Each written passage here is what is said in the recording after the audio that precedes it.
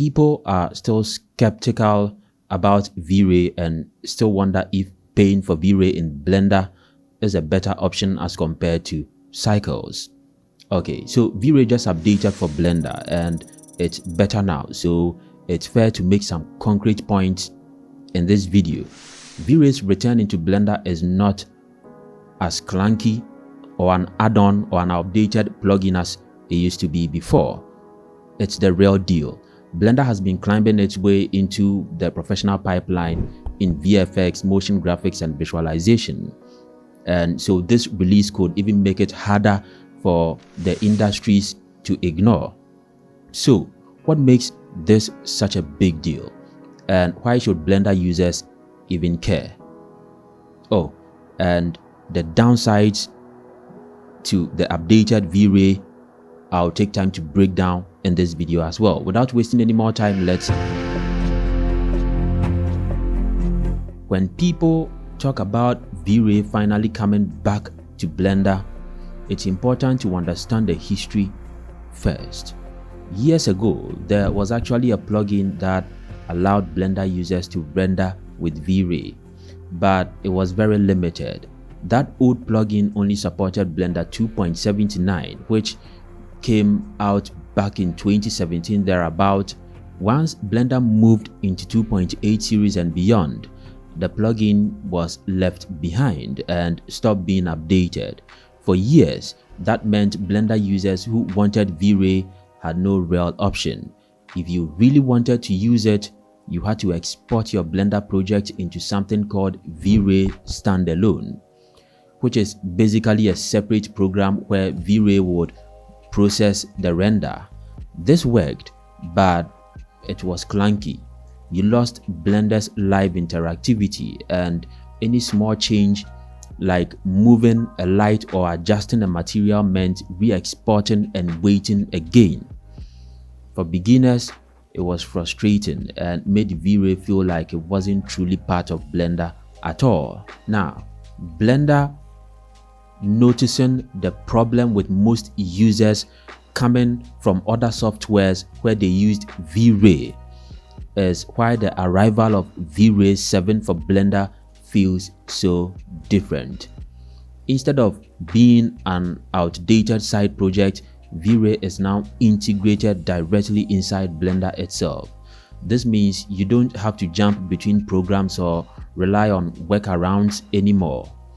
You can stay entirely inside Blender, design your scene as usual, and then render using V-Ray engine in real time. The biggest improvement here is the interactive viewport rendering. In simple terms, that means when you move an object, tweak a material, or shift a light, you can see V-Ray's version of the render updating right inside Blender's preview window. This creates a much smoother workflow because you are seeing results as you work instead of waiting until the very end to find out if your lighting or material looks right. But let's be transparent here. While this integration is a big step forward, it's not perfect yet. V-Ray for Blender is still considered relatively new compared to V-Ray's mature plugin for softwares like 3ds Max, Maya, or SketchUp. Some advanced features may not be fully polished or could feel less stable in Blender than in those long-established versions. And of course, since Blender already has its own built-in render engines, which is Cycles and then EV, you might find yourself asking, why should I even bother with V-Ray? That's a fair question, and the answer usually comes down to V-Ray's reputation for photorealism, speed with heavy scenes, and industry standard output. For studios or professionals who already rely on V-Ray, having it inside Blender is a game changer. For beginners, it's exciting because you finally get access to the same high-end rendering tools without leaving Blender. But you also need to know that it can come with a learning curve. So in short, the old plugin was outdated, limited, and disconnected. But with Vray 7, we are finally seeing proper real integration. This unlocks a faster, more creative workflow inside Blender, while also raising the bar for what Blender artists, especially beginners, can achieve visually. Still, it's worth keeping in mind that it's a fresh start, not a finished story.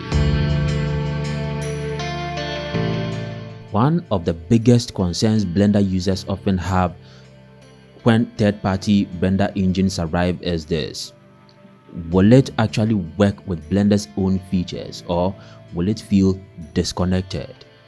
With Vray 7, Chaos has made a clear effort to bridge that gap by supporting some of Blender's most important systems. A great example is Blender's hair system. If you've ever worked with hair in Blender, whether it's for character, fur, grass, or even particles, you will know that it relies on Blender's particle system to generate thousands or even millions of tiny strands. In the past, external render engines sometimes struggled to display this properly, or they required awkward workarounds. Now, with Vray 7, there is direct support for Blender's hair data, meaning you can grow hair, comb it, style it, and render it straight inside Blender without losing quality. Now, that's a big win for anyone doing animation, characters, or environmental design. Another key area of compatibility is materials. Blender has a powerful shader system called cycles, and within it, you work with what are called BSDF shaders. For beginners, BSDF shaders stands for bidirectional scattering distribution function, which is just a technical way of describing how light interacts with the surface. Blender's principled BSDF shader, for example, is an all-in-one material that can handle metal, plastics, glass, and more by adjusting a few sliders. With Vray 7, there is initial support for these cycles materials and nodes. What that means is the most important commonly used shaders like principled, diffused, glossy, and glass are recognized and translated into Vray's system. So if you've built your materials in Blender the normal way, you don't necessarily need to rebuild everything from scratch just to render with Vray. However, it's important to be transparent. This support is still described as initial. More complex shaders or node setups might not transfer perfectly, and in those cases, you might have to recreate or tweak them inside Vray's own system. This is where the Vray node editor inside Blender comes in. Now, to the Blender users, this is common knowledge. The shader editor is basically a node-based workflow. You connect little boxes together to control colors, textures, and lighting. The Vray node editor mirrors that same workflow, so you don't feel like you are learning a completely new system from scratch. Instead, you are staying inside Blender using nodes that look and behave in a familiar way. But now they are powering Vray's rendering engine. This is especially important for beginners because it reduces the shock of switching engines. You don't have to abandon everything you already know about Blender's materials. You can apply that knowledge directly while learning Vray's extra features. That said, it's worth pointing out that this integration is not 100% seamless yet. Since Cycles and Vray are fundamentally different engines with their own underlying maths, there would always be cases where a shader that looks correct in Cycles doesn't look the same in Vray. Beginners should be aware that there might be a learning curve to it here, but the fact that Chaos has put effort into making Vray understand Blender's materials, hair system, and node workflow shows that They want this integration to feel natural and not forced. Okay, so this particular portion of the video is going to be an answer to a question I came across on Reddit. Yes, and so while testing out Vray, I decided to go online, I think Quora or so, yeah, and check out some of the most commonly asked questions and then try to answer them. It's something that I do all the time. I go online and then I answer people on Reddit and then Quora. I really love to do that, and sometimes on YouTube too.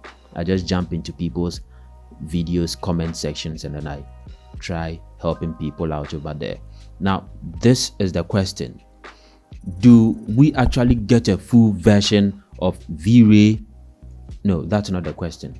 It's, do you get the full experience of Vray, or is this a watered down version of Vray inside Blender? Well, good news is that Chaos has brought a solid set of core features into this Blender release, the same kind of tools that have made Vray an industry standard in the architecture, VFX, and animation for years. Let's go through them one by one. First, there is CPU, GPU, and hybrid rendering. This simply means that you can render using computers. You can render using, dude, I'm tired. Yeah, CPU, GPU, and then hybrid rendering. Now, what this means is that you get to render using your computer's processor, which is the CPU, your graphics card, which is the GPU, or even a combination of both at the same time. One might ask why this is relevant or important. Well, some users might only have a strong CPU and a weaker GPU, or vice versa. Blender's built-in engines, which are EV and Cycles, already give you that choice, and now Vray in Blender also does too. Hybrid rendering is especially powerful because it allows you to throw all your computer's power at a render instead of being locked into one mode. Beginners should know though that GPU rendering usually requires a good amount of VRAM, so large scenes might still hit hardware limits unless you are on a high-end graphics card. Next up is render denoising across both CPU and GPU. For those who are new, denoising is basically an AI-driven or algorithmic process that cleans up the grain or noise you get in a raw render, especially at low sample counts. It can take noisy image and make it look nearly finished in a fraction of the time. Vray supports denoising whether you're on CPU or GPU, which is great because it makes quick previews and even final renders faster.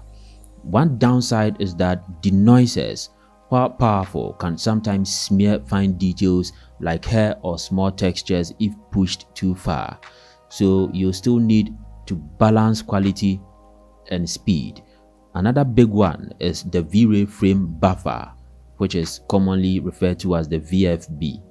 If you are used to Blender's default image viewer or Cycles render window, the VFB is like that, but this time on steroids. It's an interactive render window where you can not only preview your scenes as it updates, but also make adjustments in real time. Features like relighting, which is changing the intensity of light after rendering, also applying LUTs, doing color correction, and even light mixing all happens right inside the VFB. This reduces the need to constantly re-render for every small change. It's a professional grade tool that makes Vray stand out from Blender's native renders.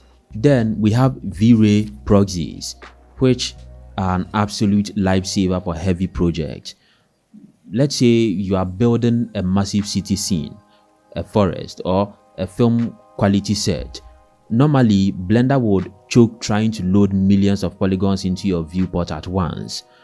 Proxies solve this by keeping complex geometry stored at lightweight proxy object until render time. So in your viewport, you might just see a simple box or placeholder, but when you hit render, Vray loads the full detailed model. This keeps your scene fast and responsive while it's still letting you work with production level assets. The limitation here is that proxies sometimes complicate certain workflows, like editing geometry directly, since they are meant for rendering efficiency rather than modeling. Finally, one of the most exciting professional tools, cross DCC workflows with a VR scene format. DCC is the abbreviation for digital content creation tools. Programs like 3ds Max, Maya Houdini, or Cinema 4D. These are DCC tools. If you are working in a studio where different artists use different softwares, the VR scene format lets you export your Blender scenes and bring them into other programs that support Vray. More like hooray, it's hooray here, Vray, hooray. This is huge. That is why I said hooray, because Blender often gets excluded from high-end pipelines due to compatibility issues. Now, Vray essentially acts as the bridge between Blender and other major softwares. That being said, while geometry, light, and materials can travel across pretty smoothly, every DCC still has its quirks. Some Blender-specific modifiers or setup might not translate perfectly, so it's not 100% seamless. I mean, are we ever going to get anything perfect in this world? When new tools arrive in Blender, it's easy to focus on only the exciting features, but being transparent about the limitations is just as important. Vray 7 for Blender is a big step forward, but it's not without gaps. If you are considering using it in your workflow, here are the current missing features and restrictions you should know about. First, there is the lack of geometry node support. Geometry node is one of Blender's most revolutionary features in recent years, allowing procedural modeling, scattering, instancing, and complex scene automation without manually editing geometry. Unfortunately, at the moment, Vray doesn't directly support this system. That means if you build a forest with geometry node or scatter thousands of objects procedurally, Vray may not render it properly or at all. For artists who rely heavily on geometry nodes for environment, motion graphics, or simulations, this is a big drawback compared to Cycles, which support it natively. Chaos has hinted that support might come later, but as of now, it's a limitation that forces you to rethink how you set up scenes. Another missing piece is distributed rendering. In professional studios, rendering often doesn't happen on just one machine. Multiple computers, sometimes dozens, share the render load across a network. This is called distributed rendering, and it's crucial for speeding up deadlines on huge projects. While Chaos's flagship versions of Vray in Maya, 3ds Max, and other hosts support distributed rendering, the Blender integration doesn't have this feature yet. For solo artists, this might not matter much, but for team or people with multiple PCs at home, it can be a deal breaker. It essentially means that for now, Vray inside Blender isn't as scalable in production pipelines as its other host applications. A third limitation is platform support. Right now, Vray 7 for Blender only runs on Windows. That cuts out a significant part of Blender's user base, since many professionals use Linux for rendering farms and stability. and others use macOS for design workflows. Cycles and EV, Blender's built-in engines, work across Windows, Linux, and macOS. So this restriction immediately makes V-Ray less accessible. For studios already invested in Linux-based render farms, this is a practical roadblock. Finally, there are some GPU restrictions worth pointing out. Currently, V-Ray GPU rendering inside Blender is limited to NVIDIA graphics card using CUDA and RTX technologies. AMD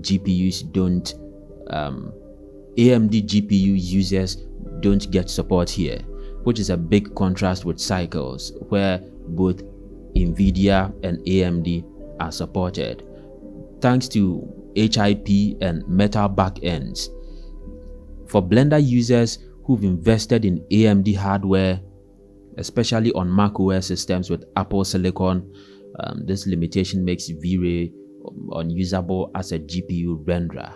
Even for NVIDIA users, VRAM remains a bottleneck. If your GPU doesn't have enough memory, large scenes will crash or force you back to CPU rendering. Okay, I think this will be all. So the other limitations, I wouldn't call that a limitation. I think it has to do with pricing and stuff. I don't think those ones are as huge of a problem as compared to the ones that I have listed out here. Yeah, and you would notice in most of my videos I don't talk about pricing being a bottleneck anymore, although to some people it might be.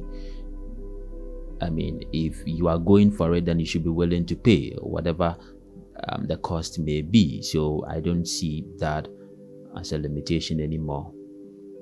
And I think there were other ones that I took time to write down, but I didn't find them to be much of a big problem, so I canceled them all out. I think the ones I have here are all that people are asking online. If you have any other issue, you can leave it in the comment sections below. And hey, if you are reading through the comment section and you find anybody with an issue you think you can help out, and if there is any error or info that I got wrong or anything, you can hint me or correct me in the comment sections below. Then I'll be super excited, to recheck it and then see if it's something that I can refix and then put it back online. Until my next video,